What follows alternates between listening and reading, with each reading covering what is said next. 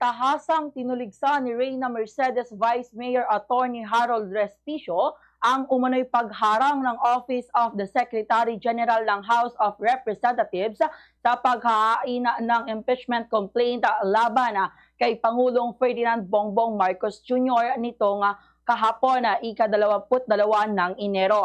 Sa panayam ng Bombo Radio Kawan kay Vice Mayor Attorney Harold Respicio, tumanggi umanong tanggapin ng nasabing tanggapan ang impeachment complaint na inihanda ng mga veteranong politiko at eksperto sa impeachment dahil wala umano sa bansa ang Secretary General na nasa Taiwan.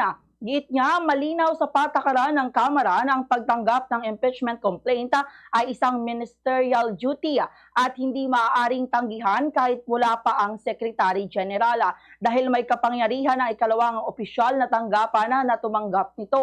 Binigyang diin ni Vice Mayor Attorney Respicio na huling araw sana ng paghahain ng impeachment complaint ang naturang petsa matapos maunang maipasa o maisampa noong Lunes ang isang apat na pahinang reklamo na anyay kulang sa detalye at ebidensya. Kapag ito ay agad na nirefer sa Committee on Justice, papasok ang 1-year bar rule na magbabawal sa paghahain ng panibagong impeachment complaint laban sa Pangulo sa loob ng isang taon.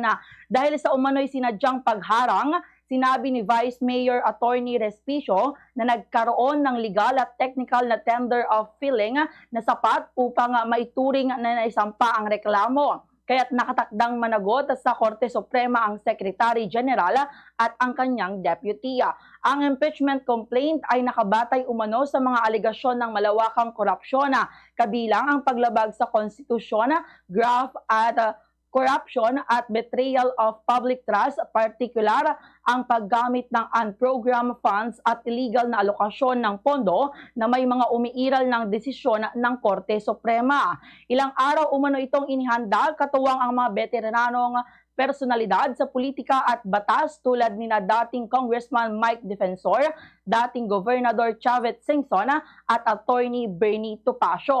Mariing itinanggi ni Vice Mayor Attorney Respicio ang pagiging kaalyado ng alinmang political bloc at iginiit na ang kanilang pagkilos ay nakabatay sa paninindigan laban sa korupsyon at sa obligasyon ng mamamayan na huwag manahimik sa harap ng umano'y paglabag sa batas. Ganito ang bahagi ng pahayag ni Vice Mayor Attorney Harold Respicio. Hindi po, isa po ako sa mga elected official na lumalaban ng harap-harapan at lantaran laban kay Ferdinand Bongbong Marcos Jr. Kahit magkasama pa kami Ilocano, pareho pa kami ng kulay maitim, kasama rin natin si Governor Chavez. Ito lamang ay pinapakita natin na wala na silang maayos na impluensya sa Pilipinas. Kahit ang kanilang mga kababayan, kasamang Ilocano, kasama sa buong Pilipinas, kahit mga elected officials dito sa ating bansa, pinaka-maimpluwensyang mga abogado at politiko sa ating bansa ay naghahawak kamay at nagsasama-sama at gumagawa kami ng statement na hindi na namin tinatanggap ang garapalang pagnanakaw na pinapabayaan ng administrasyon na ito, kaya dapat maalis si Presidente Ferdinand Bongbong Marcos Jr.